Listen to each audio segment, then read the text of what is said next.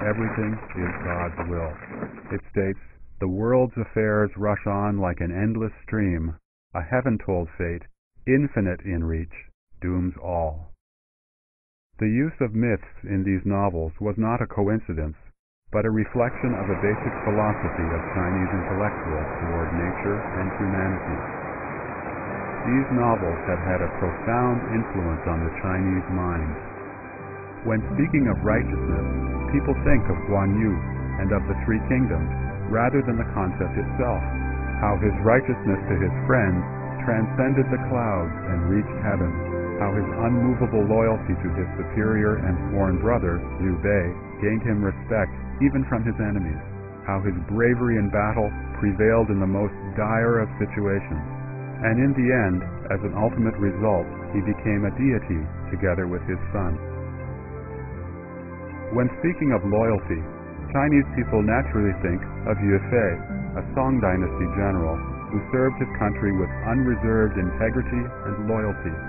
They also think of Zhuge Liang, prime minister of the Shu state during the Three Kingdoms period, who gave his all until his heart stopped beating.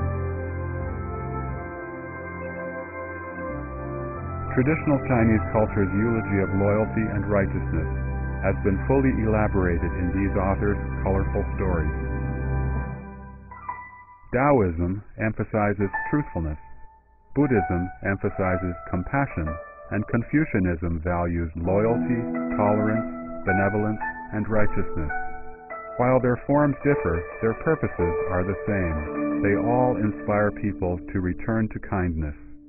These are the most valuable aspects of traditional Chinese culture, and they are based upon the beliefs of Confucianism, Buddhism, and Taoism. Many Chinese people may be illiterate, but they are familiar with these traditional plays and operas. Such cultural forms have been important ways for the people to learn traditional morals. In Chinese history, traditional culture reached its peak during the prosperous Tang Dynasty, coinciding with the height of the Chinese nation's power. Science was also advanced and enjoyed a unique reputation among all nations. Scholars from Europe, the Middle East, and Japan came to study in Chang'an, the capital of the Tang Dynasty. Countries bordering China took China as their suzerain state. Tens of thousands of countries came to pay tribute to China, even though they might have to be translated multiple times and clear successive customs.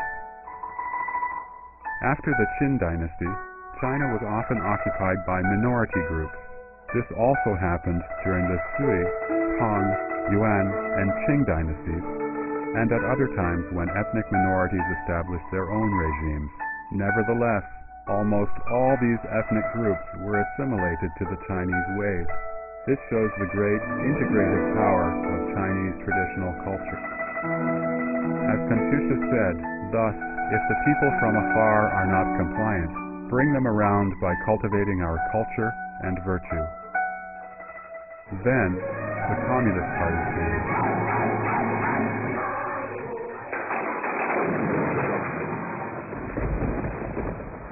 It wanted struggle and attempted to eradicate from people's mind both the Tao and heaven that shadowed above it.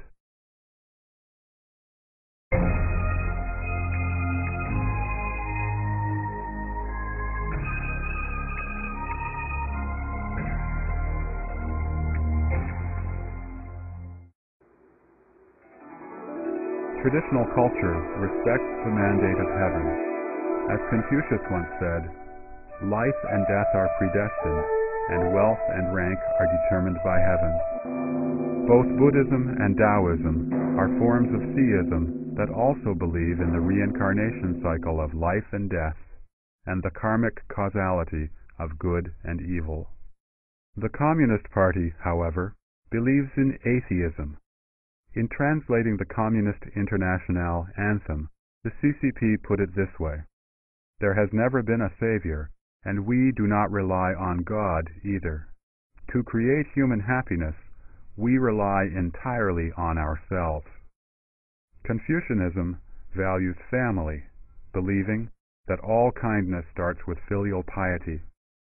The Communist Manifesto, however, clearly promulgates abolition of the family.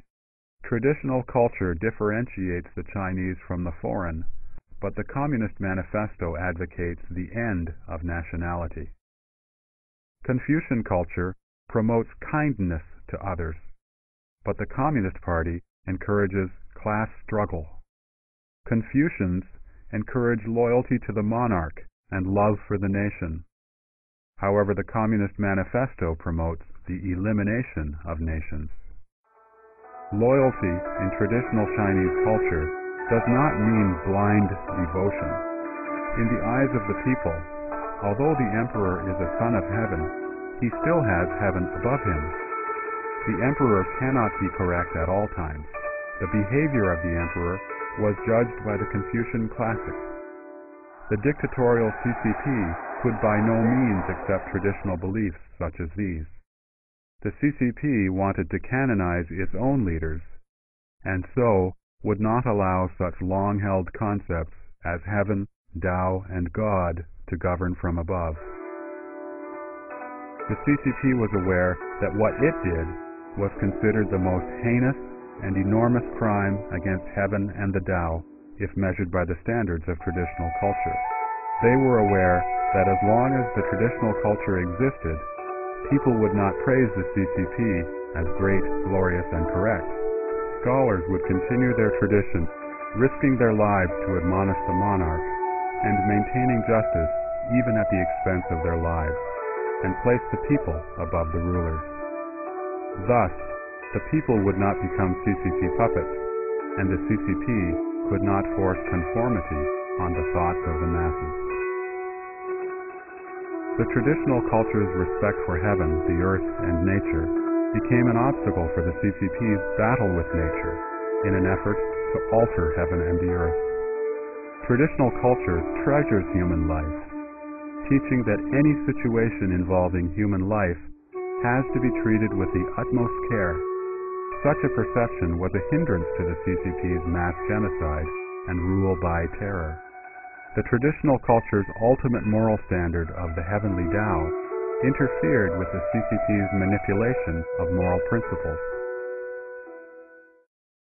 The Communist Manifesto was not written with a purpose of opposing Chinese traditional culture. However, all of its beliefs completely oppose Chinese traditional culture. Thus, it is intrinsic and fundamental for the CCP to oppose Chinese culture. There is no way to compromise such contradiction. It was therefore inevitable for the CCP to eradicate traditional culture based upon its intrinsic nature of struggle.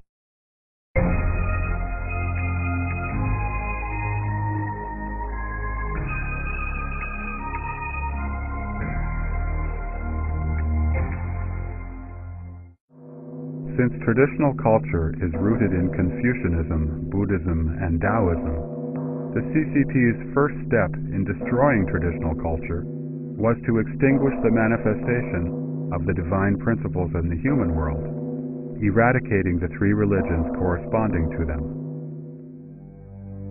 Soon after the CCP established a government, it began to destroy temples, burn scriptures, and forced the Buddhist monks and nuns to return to secular life. Neither was it any softer in destroying other religious places. By the 1960s, there were hardly any religious places left in China.